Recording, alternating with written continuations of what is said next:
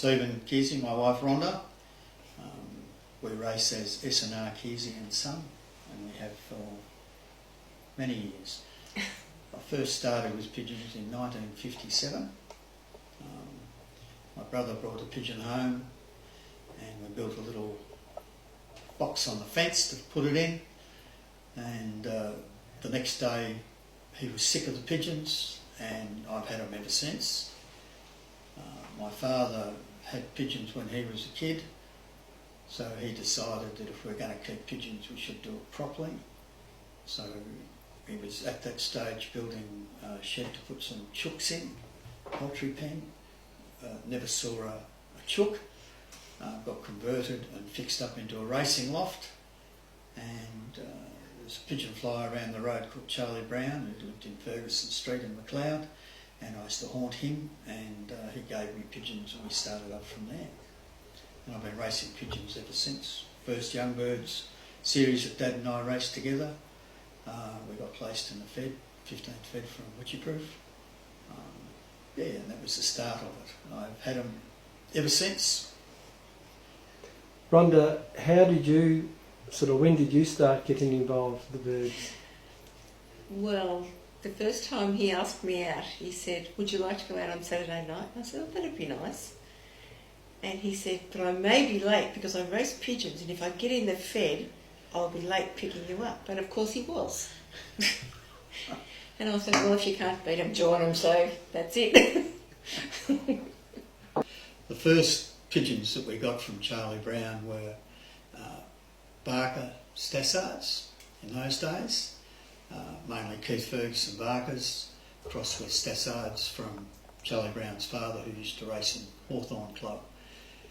And we raced in McLeod, and then my parents shifted and they sold their house in McLeod and they built a house in Green Hill Road.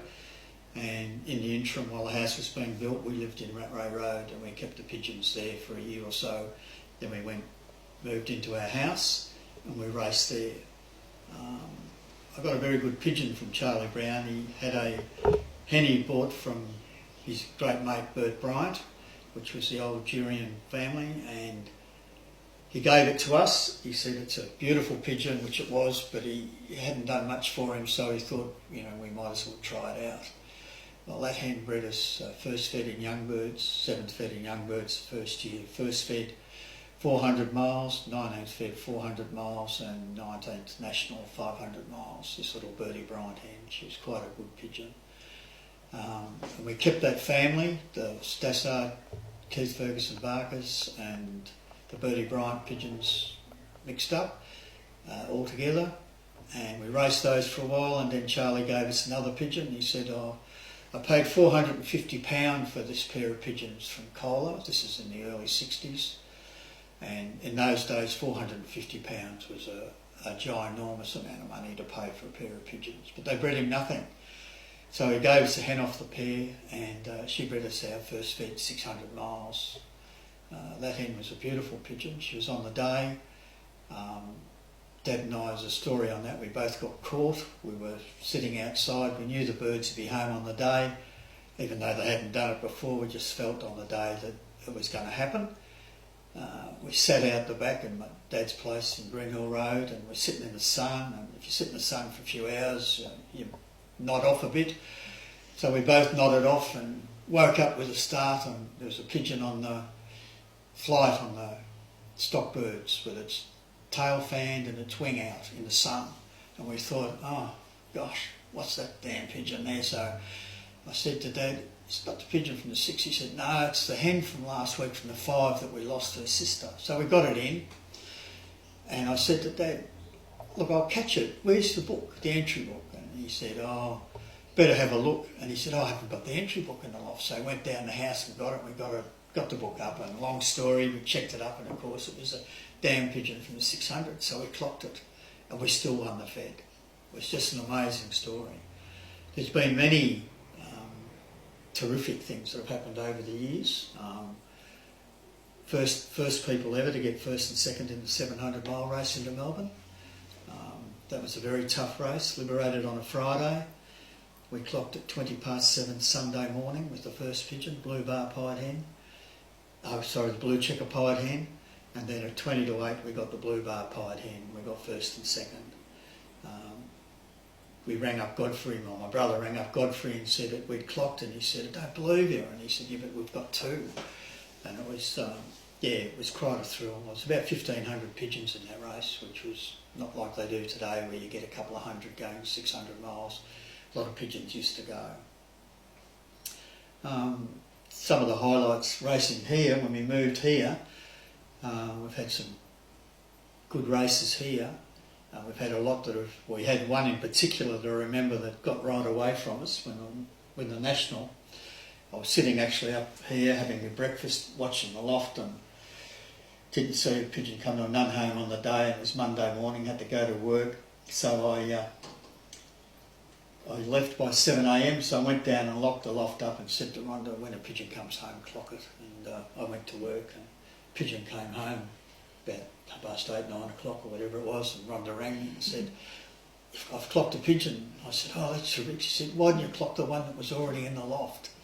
And I shut the door on a pigeon already being in there that would have won that National. And I never had another chance to win a National until this year. So it was quite a thrill for us this year. We'll go through. 2014 was a very successful year for you.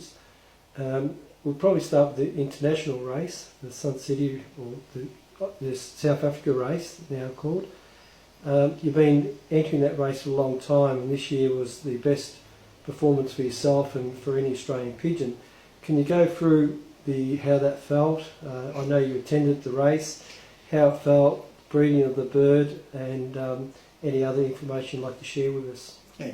Well, it was very exciting, and we have been entering the race, and up until this year's result, best we had was 54th, wasn't it? 104th. Well, 104th and 200 and something. We've had quite a few positions in the money over the years, but this, of course, was the best. We were at the race, and we were sitting there, and the pigeons landed on the loft, and we're sitting there, and we're at a table. We always had a table of Aussies, and we're next to the Germans with Alphonse Klaus and a few others on the next table to us. And pigeons eventually went in. They were very tardy about going in the race. It was a very difficult race. It was 400 odd miles. It was nearly 100-degree heat with a headwind, so it was quite very, very tough. 3,600 odd pigeons. They only got 48, I think it was, on the day. So a very tough fly. Well, we're sitting there, and the first pigeons had gone in. They'd come up on the big screen, and we thought, oh gosh, I hope we can get an Aussie pigeon in the, up near the front this year, because that's what we just want to get Aussie pigeons up there. And Alphonse Klaus on his table, the fellow with him, starts yelling out, "There's a Aussie pigeon home, Aussie pigeon home. You should be happy. You should be happy, you should be happy." And it wasn't up on the big screen, he was looking on his iPad. And I said, no. I said, it's Austrian. Austrian. I said, the pigeon up, because one of the early pigeons was an Austrian pigeon. I said, no, it's Austrian. It says Austrian. He says, no, Australian. And I said, he says, key something. And I thought, oh my goodness. So, floated across the table. So I don't know how I got to his table, but in a minute I was looking over his shoulder at the iPad and the result, and it was our pigeon, Sorrento. And he was 5th. And it was just the most amazing feeling, because we've been trying for a long time, and a lot of Australians have been trying for many years to get a pigeon up close to the front, and we were just so rapt. It was just so exciting. I still get excited thinking about it. It was just amazing. And then people mobbed us from everywhere, all the people that we've met over the years, the Irish people and the South Africans, and it was just Germans. It was just terrific. Now the pigeon, we found out later, Paul Smith told us later, and in his write-up, because he's the international coordinator, said that the 5 pigeons actually, first 5, all landed together. But he said they all didn't land on the same part of the loft. Some landed up near the bobs, some landed halfway down, and one pigeon landed right at the end of the loft. And all the other pigeons flew up and went in, and the pigeon that landed on the end walked right up the centre. There's about 18-inch wide smooth bit that the pigeons can walk up, and that was mine, and he walked the full length of the loft, and it took him 10 minutes to go in. And so we had a pigeon that landed with the leaders, but I was just rapt to get 5th. When we saw the pigeon the next day at the auction, he was still in good nick. He had, I think he said, 5 to go in each wing. Nice pigeon. And Mike Gannis from America bought him, paid $7,500 American dollars for him. The story behind the pigeon with its breeding was that a few years ago, Frank Tasker's a friend of mine, the late Frank, told me he had these pigeons that he wanted me to have. And I kept saying, Frank, I'd already bought in about 13 or 14 of Frank's pigeons, and I said, I've got enough, I don't need any more pigeons. He said, no, you've got to have these. He said, I've paid a lot of money for these pigeons. I said, what are they? He said, haven't you ever heard of Marcel Ulbrich and Jules Menard? And I said, no, not really. And this was before Sablon was even known anywhere. And I said, oh, and in the end I said, okay, Frank, send me 4 pigeons. So he sent me 2 nest pairs. And Dad got 1 pair, I got the other pair. So, and that's how it was. But the story doesn't end there. That was the year that there was the bird flu outbreak.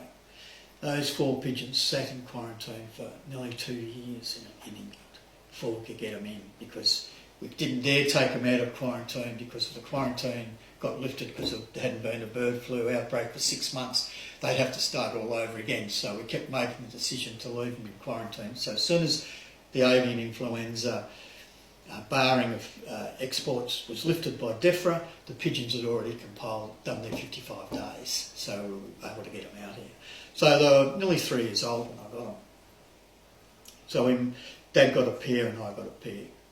We only had 3 hens and 1 cock, so I took cock off 1 pair and the hen off the other, and Dad had the messmates, the 2 other hens that went to him. I mated them together, and I mated them to my own pigeons, and I didn't know it at the time, but I'd already bred the father of my national winner, but I didn't know it then, off the imported cock. And the following year I mated them together and sent them to South Africa. Now I sent them to South Africa because I love looking at pedigrees, and I saw that these pigeons from Marcel Ulbrich and Jules Menard were flying very well for Koopman. They were crossed into his pigeons and were doing well in South Africa. So I thought, well, these are the pigeons that will go well. Frank told me that they were excellent pigeons up to 500 miles, and they actually were his best young birds, were brothers and sisters of the pigeons he sent me. So we sent the pigeon across there, and the rest is history, and it was really good. And we've got a full brother away this year, so it'll be interesting to see how he goes. But didn't the other brother get second fed? Oh yes.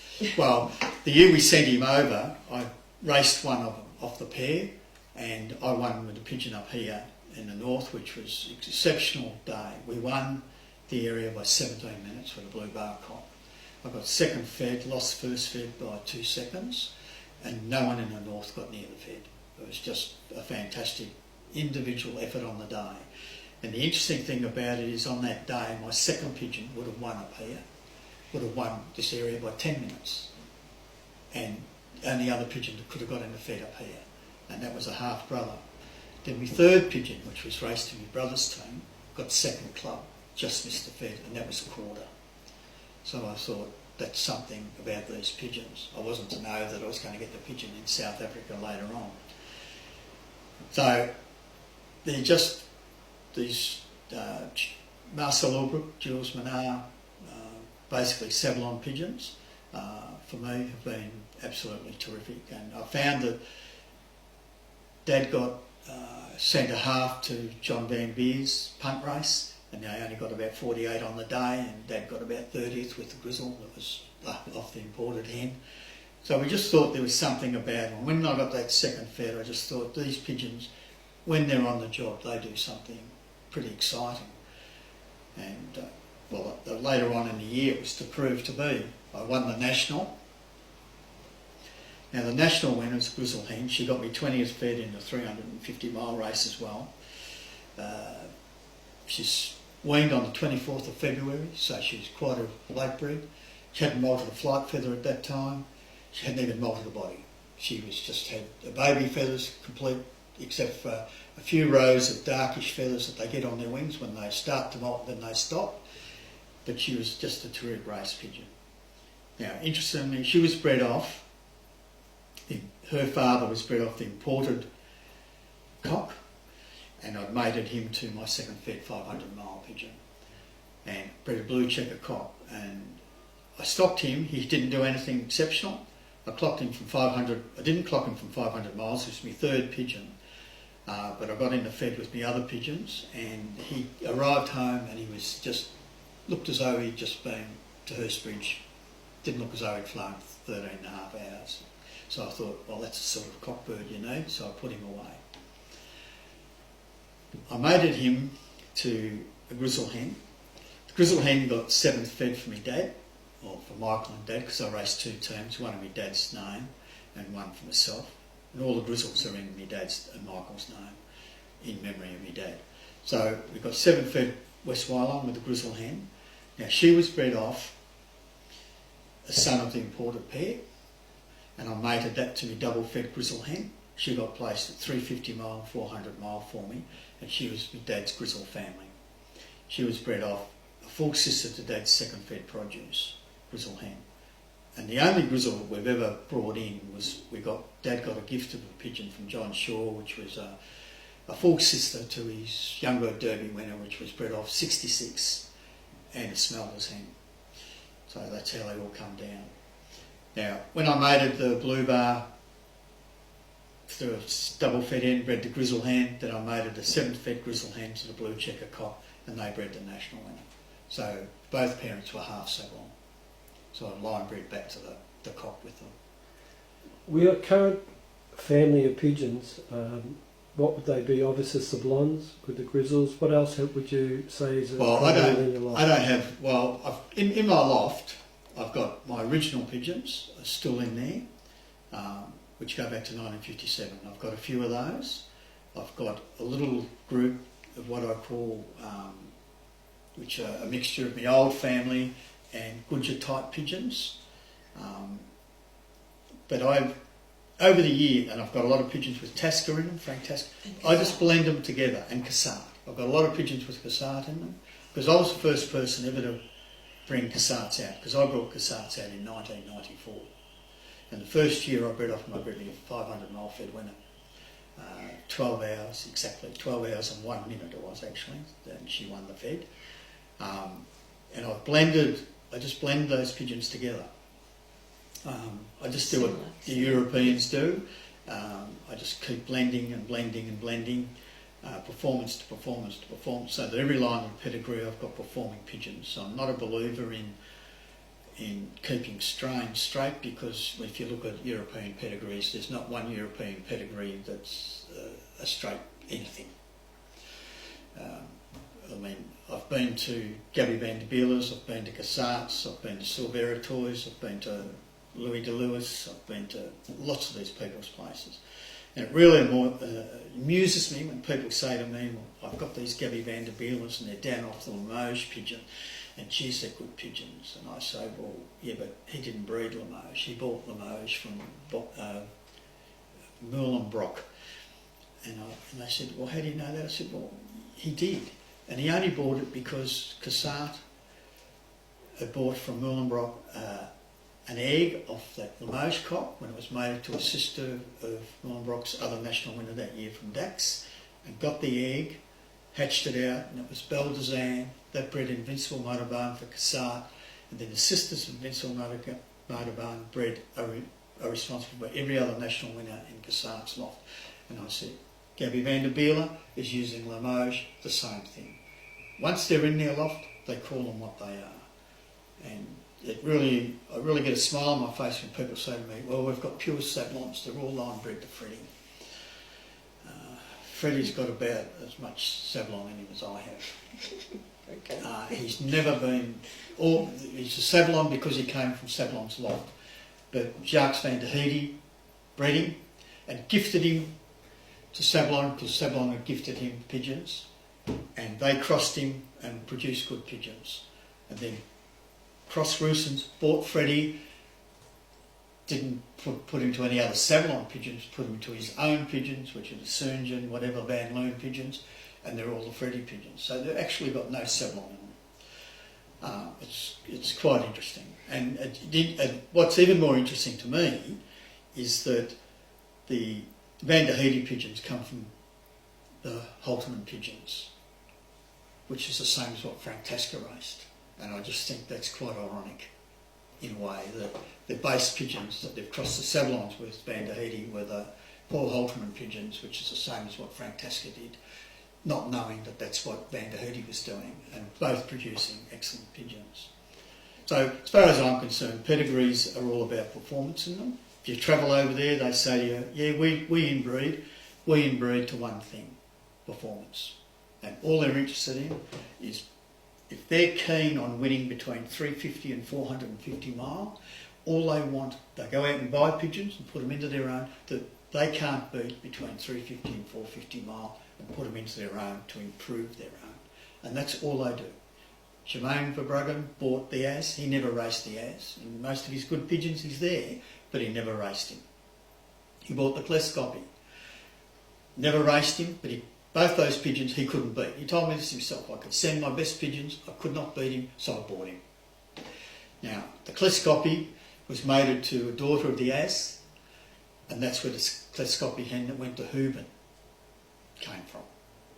And there were 5 other pigeons sold off that pair that found at lofts. But you look in the Hoobans, they've got the Kleskopy hen mated to young artiste, and away Hooban went. So I contacted Hooban and said, can you give me a pedigree of the Kleskopy? And they said yes. So they sent me a pedigree of the Kleskopy, because the Kleskopy was, all of its grandparents were bought from Hoobans like 15 years before, 20 years before. So they had the Hooban line in them of their old family, not what they changed to. And they crossed by getting the pigeon, the Kleskopy hen, from Verbruggen, and crossed it back into their own pigeons. They're putting a cross of the As, the old Hooban, back into the new Hooban, and that lit them up. They've never flown as well once they did that. And you find that when you look at pedigrees in Europe, that's what a lot of them do. They get the same pigeons in the top and the bottom of the pedigree, but only once. They don't like it more than once. You find in Australia the mentality of flyers when purchasing pigeons, they have to be a pure this or pure that. What advice would you give to them? Look for pure racing pigeons. At the end of the day, every pigeon is a pigeon. They're all related to one another. They talk about hybrid vigour. You get hybrid vigour when you cross an unrelated species to an unrelated species. We're breeding pigeon to pigeon. We're not relating unrelated species to an unrelated species. Not putting a horse with a donkey or a mule, you know, you're not doing that. You've got pigeon to pigeon. So you're just breeding. The genes are always there. So what you've got to do is breed to whatever you want to do. You breed to performance. And if you look at the overseas pedigrees, the performances that are in the pedigrees is quite amazing, because they're able to clock more than one pigeon, so they get a greater depth of performance that's recognised, but they just breed to what they want to do. I mean, all I'm trying to do down here is to win from 300 to 500 mile. I'm not interested in racing 600 or 700 mile. Been there, done that, not interested. Just doesn't interest me. I don't get as excited. You want birds on the day. Yeah, birds on the day. If I can sit out there and I can get a pigeon at 13 and a half hours, I mean, that's pigeon racing. Look, last year I got 9th and 17th fed in the 500, clocked at 6:34 second day and 7:29 second day. They're great pigeons. I've had Cassats clocked 4th fed, clocked at 4 minutes past 7 in the morning. All those sort of things. That's good, but I get a bigger buzz when I'm waiting here and it's twilight and the pigeon comes. I mean, there's nowhere for a pigeon to hide. No one can say, oh yeah, but they've all landed and some get up early, some don't, all those sorts of things.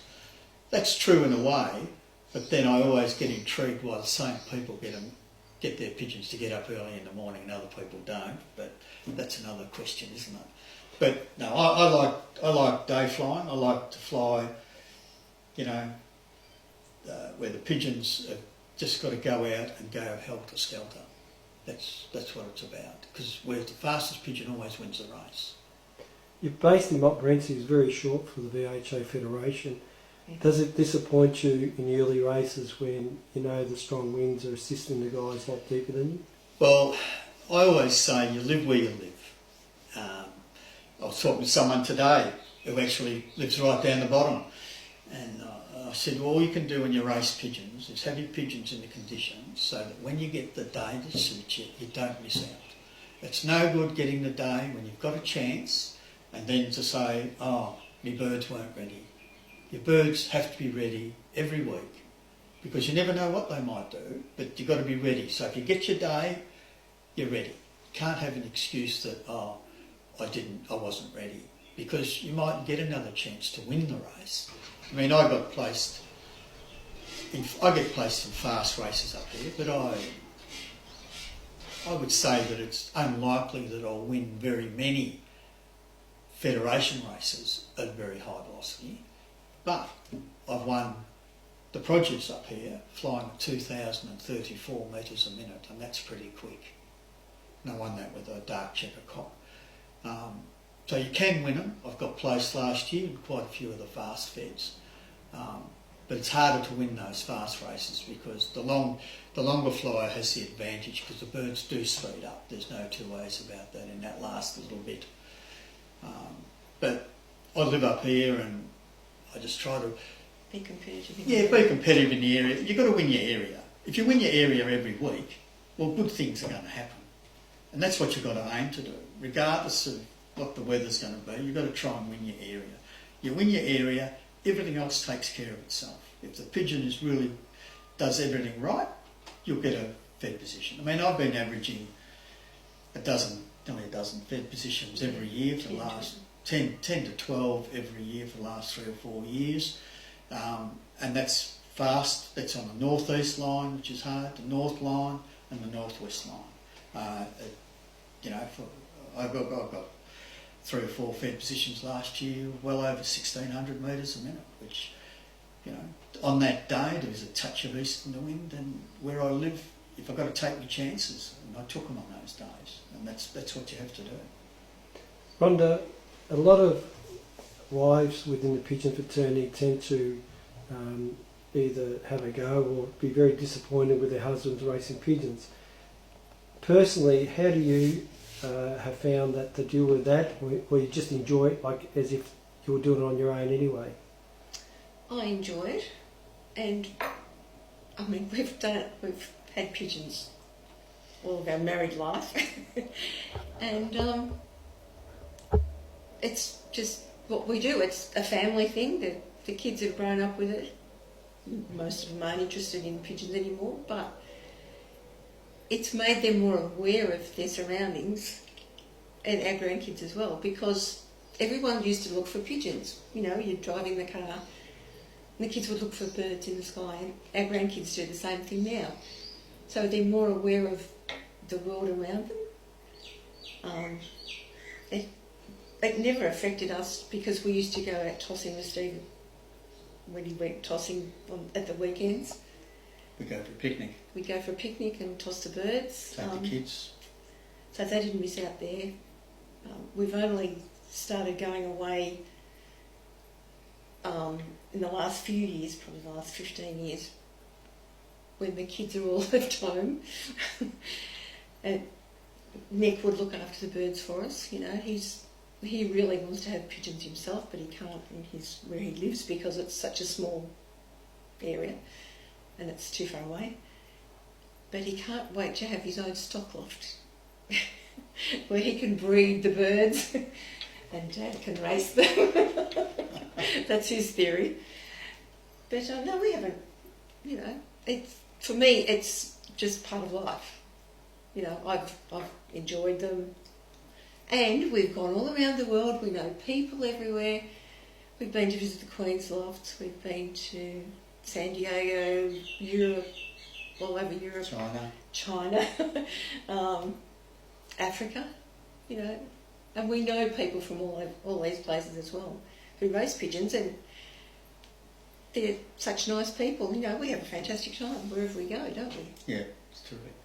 So, but it's never interfered. It's never interfered with our family life. Family's always first, pigeons second, but But we've worked it well. We've always had a balance in that regard. Steve, when you was working, I understand that it was pretty involved, high position within the company or within the organisation it was with. Was it an advantage having Rhonda home, being able to do things while I'm sure you had long hours? Yeah, well, I never was here to let them out because I always left in the dark. Rhonda used to go down and let the pigeons out and open the hoppers, and when they went in, and Sometimes I clean them. yeah, sometimes. but I tell you, when I was working, if I was really busy at work, I'd come home and the race team would be all in the baskets, and the entry sheet would be made out, and all I had to do was to pick them up and go to the club. And I mean, what more could a man ask? In all honesty, you know. I mean, the pigeons were already basketed and the entry sheet made out. So, and you know, she never sent the wrong pigeons to the race, and she always told me which ones she would pull. And quite often she was right. I mean, Tommy Mann told me that. He said he used to get his wife to go down and say, "Look at the pigeons, which ones look good?" And she'd pick it. "Oh, that one looks good. Gee, that one." And he'd say, she knew nothing about pigeons, but everyone that she said he used to pull because that was a person who had no interest in pigeons but was noticing something different that he's seen them every day and may not have seen. So there's truth in the saying, behind every successful man is a woman. Oh, yeah, for sure. Yeah. Well, serious. But the interesting thing is that since I've been retired, Rhonda has stepped back from the pigeons because she doesn't have to do those things now. I can do it, and probably keeps me out of the house as well, if the truth's known. Okay. Just going through your preparation and training your pigeons, once they're bred and you've broken them in and they're flying the roof strongly, we go on holidays. Yeah. Last few years I haven't had the pigeons flying. Probably the last 10 years. Yeah, people like Yatesy come here and he'd say, "Oh, you'll never get these ready." I said, "They've been locked up for 3 months. How can, you know, we've got 6 weeks to racing." I said, "Oh, well, we'll just see what happens." But you can get pigeons going. You just got to be careful with them. I'm a great believer. I won't toss them until they're loft flying properly, regardless of how late I am. Like last couple of years, we went to Africa, went to Vietnam. Last year, we went to Africa and went to Europe. Got back in. You know, and you've got a couple of weeks between each holiday, in the middle of when the pigeons should be getting broken in and flown, and they're just locked up. So I just get them going around the roof, and like once they're loft flying properly for a couple of weeks, and I just hold off on trying not to be impatient with them. They've got to be ranging for 2 weeks, and then I'll start tossing them. And then I don't.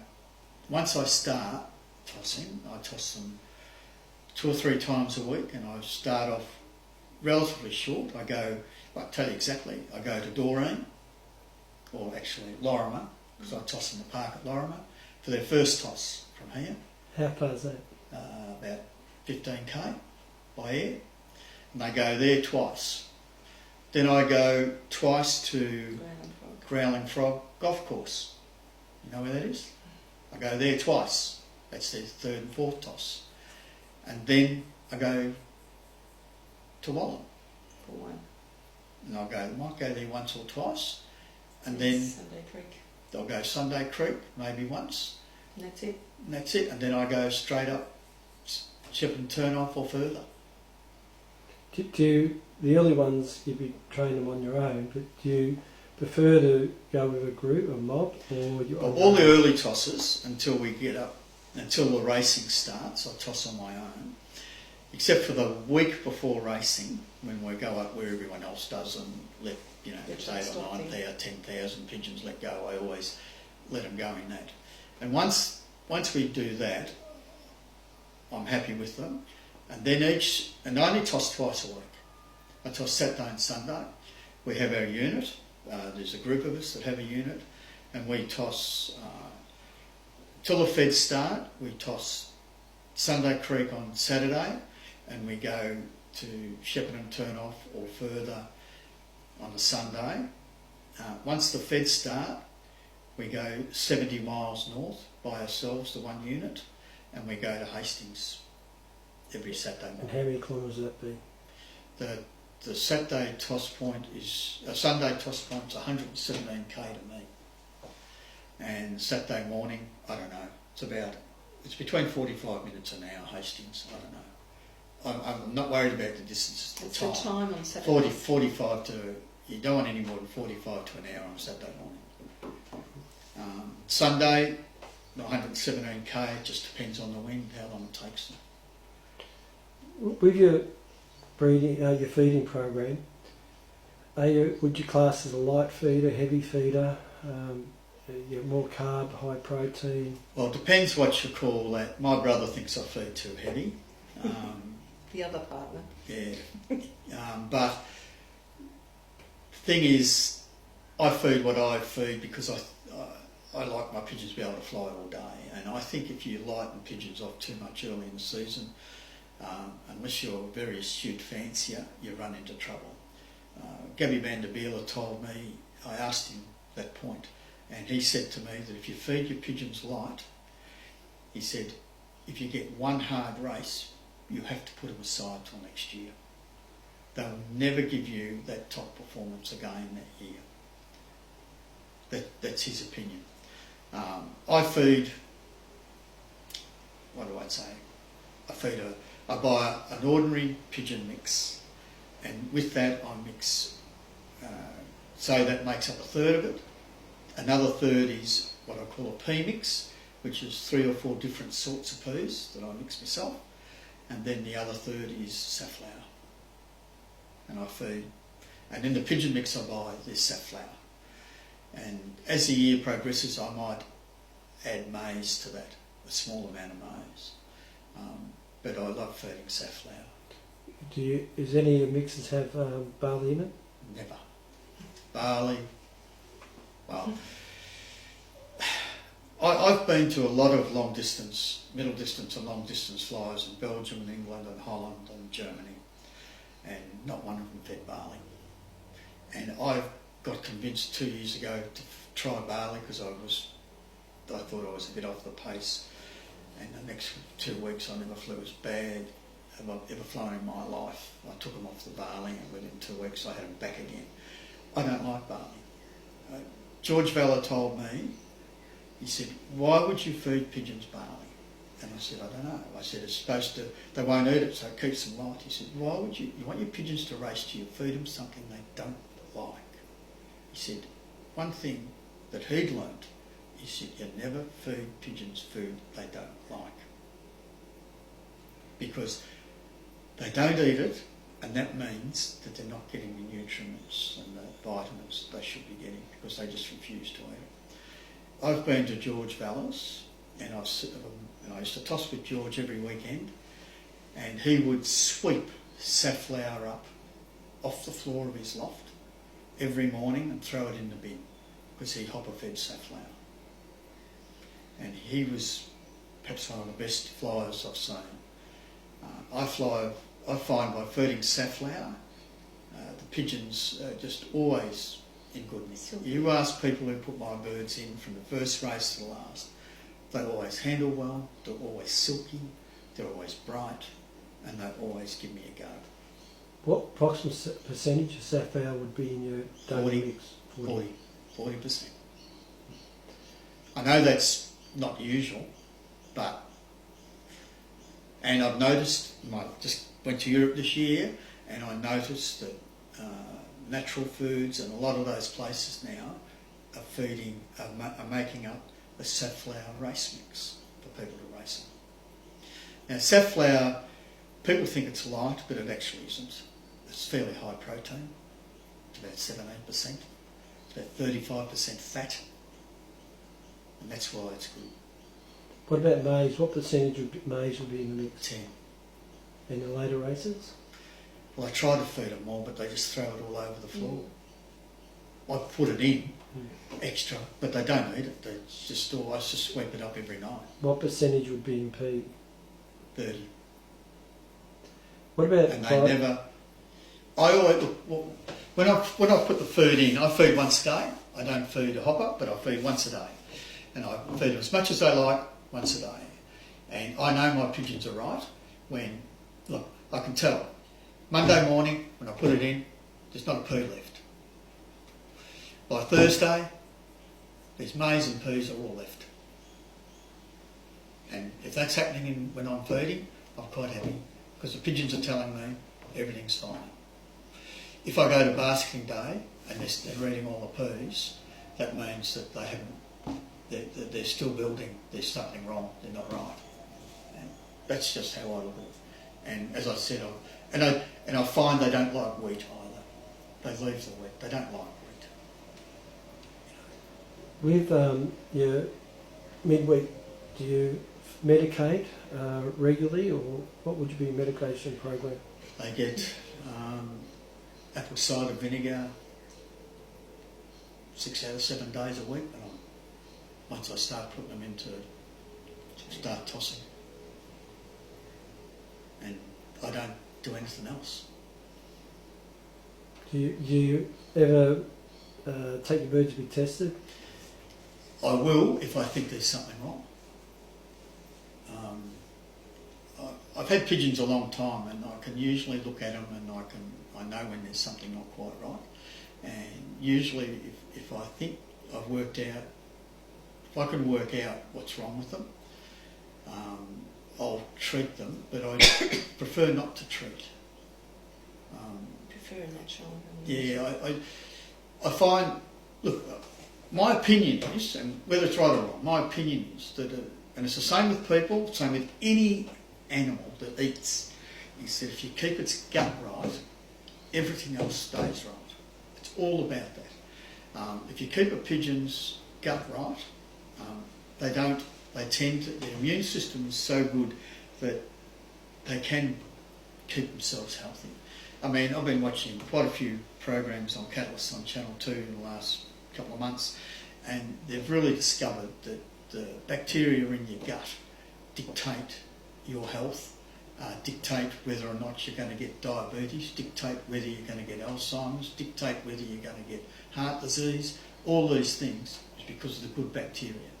Now, by feeding apple cider vinegar or any acidic thing in the water frequently, what you do is you're encouraging the good bacteria to grow, and they push the bad bacteria out. If you change the pH of the water in reverse to what happens is that the good bacteria have trouble to survive, and the bad bacteria multiply and take over, and then you start to get illness. So I just try to keep the gut bacteria as good as I can make it. Do you use a cold pressed apple cider vinegar? No, I just use Commercial from... I just buy it at a Safeway. Sometimes I'll get a garlic clove, and I'll cut it up and put it in the bottle and let it infuse it with the garlic. That's it. So you'd say your medication program would be just occasionally in the race season? If I felt there was something wrong. Before racing? If I got dirty tails, or by cleaning every day, if the droppings go flat, I know that there's one or two things: either they've got a high cocci count, or they've got worms. And they're still perfectly normal droppings, but they're flat looking. I can tell, and I just know that that's an issue, and I'll get them tested for that. I know what to test them for. If I listen to my pigeons, you can tell if a pigeon's got respiratory because it doesn't shut its beak properly. It doesn't sit there with its beak wide open, but when you hold it, the pigeon, you can see the light through it. Well, you know that pigeon's got its mouth open to breathe instead of breathing through its nose, which it should do, and it's a natural thing. And it's just observation. When I basket, I put Vaseline on their feet. If the feet aren't warm, so the Vaseline just melts into their skin on the feet, well, they're not right. They're not silky, there's something wrong. I don't worry about scale on them. I don't look for that. Some pigeons don't have much scale on, and other pigeons do. But I think I can lock my pigeons up and not let them out, and get them absolutely perfect on the breast with no scale and pink and absolutely fantastic, and haven't been let out for 3 months. You just do that with food. So I'm very wary about people making judgments on the colour of a pigeon's skin underneath. Because What it's about all if to do with they're food. purple underneath? Or Don't worry about it. Don't worry. No, I've won races with pigeons that are purple underneath. No, this is bruising. You know, no, not bruising. No, that's it. I get that. I just think that's a lot of swap. But one thing I do believe in is the keel bone has to be perfectly white. Keel bone can't be pinky, because if it's pink, it means that the pigeon's stressed its muscles, and you probably won't even get it home. But that's one of the things I always look for, is a white keel bone. And some of them come up. I just like them to feel round and corky, lightweight, look good. When I go down to let them out, that if I don't get out of the way, they knock me over. And they should be like that when I first start training. And when I get to 500 miles, they like that at 500 miles. If I don't get out of the way of the door, they knock me over to get out. And that when I go down in the morning to let them out, and they've been in training for 20 odd weeks, that they're all at the door wanting to get out to fly. And cocks and hens. And my cocks fly as well as my hens. We fly them sick. I separate them, but they fly as well. When do you separate them? The start of season or mid-season? As soon as I've got enough room. I'll be quite honest. I mean, if I've got, I race about 160 odd pigeons I start with, and I need my whole loft for all of those. So, because, if I've got 80 cocks and 80 hens, well, I'll split them, but I generally don't have that. You usually have more of one than the other, so I don't cull them. I just race them, and if I lose them, and I like to, by about the first or second fed, I like to be in a position where I can separate them in, but I'm not fussed if I don't. Do you pay any attention to a full wing if it's dropped light and No. it hasn't? 9th to 10th if it's dead drop? No. You know why?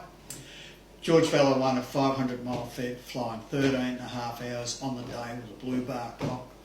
Its last flight in both wings was 1.5 inches long.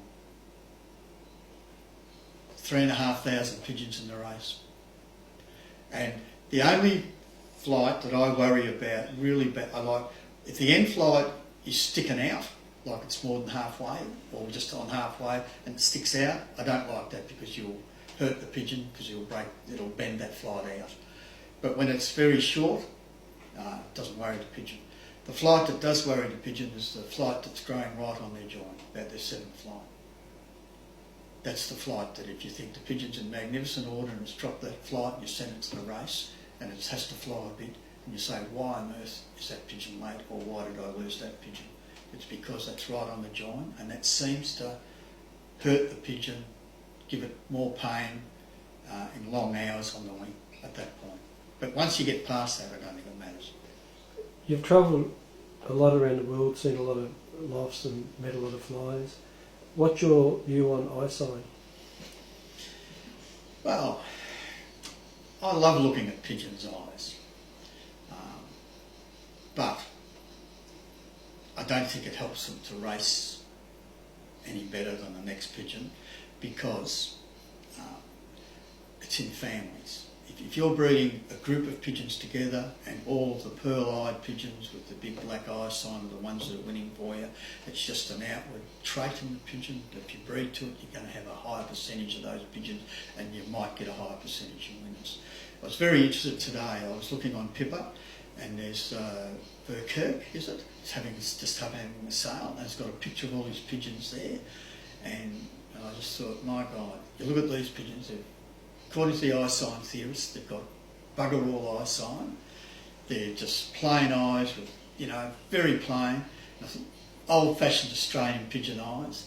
And I thought, gee whiz, these Chinese eye sign nuts won't buy these pigeons, because they're not like the Herman Cloisters, who have that beautiful eye, which is probably because of the Jansen and the Huben that's in the Herman Cloisters. They get that beautiful eye. That's the trait in those pigeons. Other pigeons don't all have that trait. So, I don't know. I had one of the proclaimed Australian experts on eyesight come and look at my pigeons once. Yeah, and I never used to tell him what the pigeons did, and I used to always give my 700-mile winner, who left a lot of good pigeons, and I clocked her as a yearling from 600, and she won the 7. and they used to tell me that she'd be ideal up to 200 miles. And I said, but she never got in the clock up to that point where you don't know how to train them. I said, okay. But she was the best 700 mile pigeon I ever had. She clocked as a yearling from 600 miles and got second club, and then won the 700 for me as a 2-year-old and bred me good pigeons. But she had, in what you would say, a pigeon with basically no eyesight. What about the body of a pigeon when trying to select for the stock loft? What do you look for? I look for the body that's been carried by the legs through the traps first, because look, the Cassard pigeons are beautiful, round-bodied, just lovely in the hand pigeons. The Silver Shadow line that we've got here tend to be lean, not much body on them. They both win. I don't know what's ideal. It's a trait within the pigeons. I think in Australia we need pigeons that tend to be light framed. They might be round in the body, but they've got to be light framed. They can't be heavy bone. They can be lean, but they've got to be light because of the conditions that we fly under. We fly warmish conditions. The pigeons have got to have that got to be light framed, in my opinion. And I've only been racing since '57, and that's one of the few things that I've learnt. Do you, when you select your pairs, do you try to put a more rounded body to a deeper keeled or upper body to a longer cast? Well, they tend not to have too many deep keeled pigeons at all. They don't survive my management. And they just don't perform for me, so they never get in the stock box. But what I do is I put pigeons together to what I think they'll produce me the pigeons to win when I want them to win. Like I'll put pigeons together that I think will do really well for me at 400 or 500 miles, and then I put pigeons together that I think will do really well between 300 and 450 miles for me. And I do that on what they've done and what their parents and that have done, not by how they handle, but just by their performances. I don't think I can tell. I'd have to admit, I don't think I'm a good enough judge to handle a pigeon and say this pigeon will win for me at 500 miles or this pigeon will win for me at 300 miles. I can, in my own pigeons, I can say, well, gee, this one I expect to win at 500 miles, but I can't be sure it will. The bird I got 9th Fed 5 this year, I told John Yates a month before, that if I fly a good 5 this year, it's going to be with this blue bar hen, because she's the one. Yeah, she's got hardly any body. Just one of those pigeons, but when I look at it, all the pigeons I've seen over all my life, and the computer in here just says that's the pigeon, and why it's telling me that, I don't know. It's just a nice pigeon. With preparing the pigeons, especially for the later races, what additives would you give? Your apple cider vinegar, is there any other vitamins or oils you would add? No, I don't give many oils, none of that stuff. I'll give them some vitamins 1 day a week if I think they need it, and I just use the standard AB form, whatever it is, vitamins, and I'll put a couple of drops of aqueous iodine in the water, but I don't do that past Tuesday. Would that be mixed with apple cider or separate? The day I do that, I don't put apple cider in the water. I mean, I could, but I just don't. You've been in the pigeon industry a long time. You've held some, obviously, the main positions within the VHA. So I would say you'd be very well skilled in your knowledge. Where do you see pigeon racing going in Australia in the next 2 to 5 and from 10 to 15 years? Well, I think pigeon racing, not only in Australia but in Europe and in America and in South Africa, is changing. The small backyard flyer is disappearing in all of those countries, and the reason is that councils in England, it's terribly hard to get a permit to get pigeons, same as it can be here. America is much the same. Chicago, I think it is, they're not allowed to have pigeons. It's against the law. It's totally banned. You go to jail. And how the people in America allowed that to happen is beyond me, but they did. Historically, the vast majority of pigeon flyers, particularly in Belgium and Holland, were short distance. I read a figure somewhere, there was 90,000 flyers in Belgium that never flew past 200 kilometres. And they were all a certain age, and they're all older than me, and most of them have gone. So the diminishing in numbers has been in that part of the sport, particularly in Europe. The long distance flyers in Europe have always been the people that have been a bit better off, have bigger lofts and keep more pigeons, and that's always been the case. And quite often it's been forced upon people to go long distance because they get barred from clubs. If you're too competitive, in the old days you got barred, and so you couldn't race in the local club anymore. You had to end up flying in the Fed, and then they'd bar you. Like Ed Shalakins was the only way he could continue racing was to say, I won't pool anymore. So he was never allowed to pool his pigeons so that other people could win the money. Now he's got a second loft in Belgium so he can keep racing and race in Holland.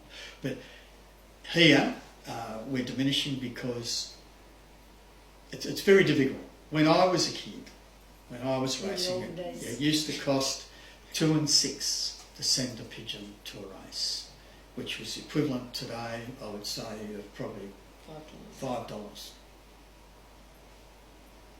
And that was to send to a young bird fed, 100 miles.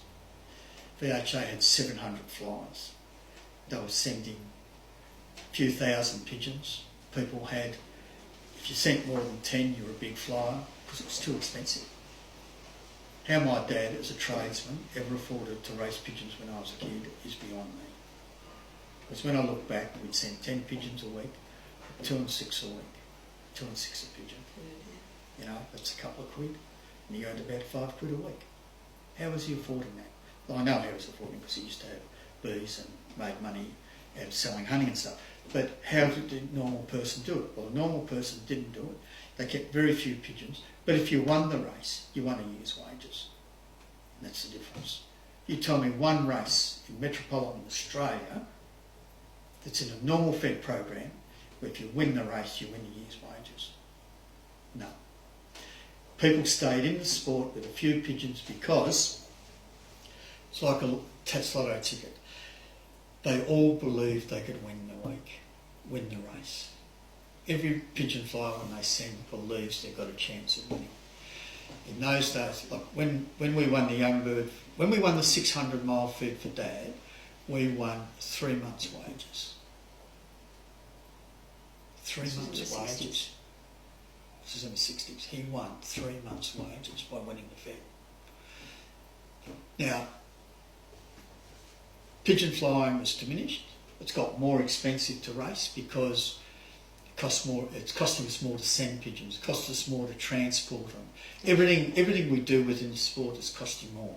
But like all feds, take the VPU, pound a bird. It was a pound a bird when a pound was worth a lot of money. In a man's wage, it was a lot of money.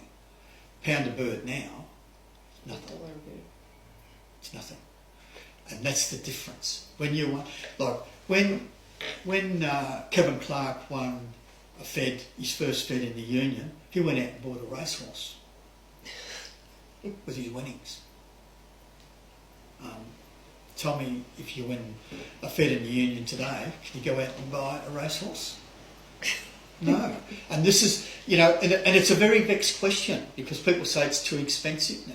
And they think you've got to have more pigeons. Well, the problem is it's too expensive because, and I admit I've got more pigeons now than my dad would have ever had in 60s, 50s and 60s. I mean, we had 30 pigeons in the race term. My first round is not 30 pigeons. I don't know anyone whose first round would only be 30 pigeons. I mean, that was the whole team. That's what we bred off all of our stock birds to race because it was so expensive. You have within the VHA flyers now breeding 300, 400, 500 pigeons to race in a season. Yeah.